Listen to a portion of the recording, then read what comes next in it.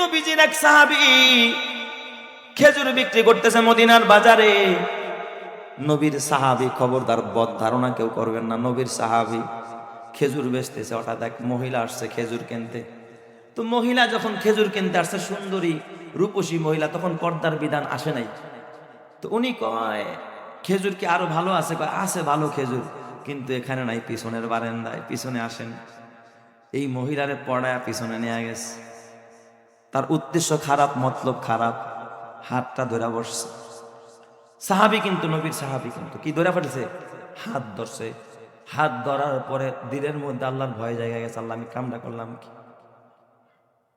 হাতটা ছাইরা দিয়া তার কাছে ক্ষমা চাইয়া, দোকানদারি ফালাইয়া নবীজির দরবারে দৌড়া, ইয়া রাসূলুল্লাহ, ইয়া হাবিবাল্লাহ, আমি তো অন্যায় করে ফেলেছি, যুবতী নারীর হাত ধরে ফেলেছি, নবীজি আপনি দোয়া করে দেন, আল্লাহর কাছে আমার জন্য একটু সুপারিশ করেন, আল্লাহ যেন আমার মাফ করে দেয়। সুবহানাল্লাহ জোরে কোন সবাই, আমার আপনি তওবা করায়া দেন। ওই সময় আজান হইতেছিল, নামাজের টাইম। নবীজি ডাক দিয়া কয়, এই সাহাবী, আগে ওযু বানাও, মসজিদে যাও, নামাজ আদায় করো, নামাজ পড়া তারপরে আসো, আমি মসজিদে বৈশা তোমার বিচারটা করবো, আগে নামাজ পড়ো। সাহাবী ওযু বানাইলেন, খেয়াল করে শুনেন, হাদিসের মধ্যে আছে এই ঘটনা। সাহাবী ওযু বানাইলেন, ওযু বানাইয়া নামাজ আদায় করলেন।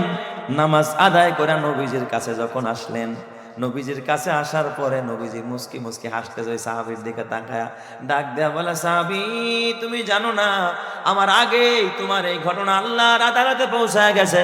তুমি যে গুনাহ হওয়ার পরে যে নামাজ পড়েছো, এই মনোযোগ সহকারে খুশু খুজুর সাথে নামাজ পড়েছো, তোমার এই নামাজের বদৌলতে আমার আল্লাহ তোমার ওই গুনাহ মাফ করে তোমার ব্যাপারে আল্লাহ আয়াত নাজিল করে দিছে। চিৎকার মেরে কন্না আল্লাহু আকবার।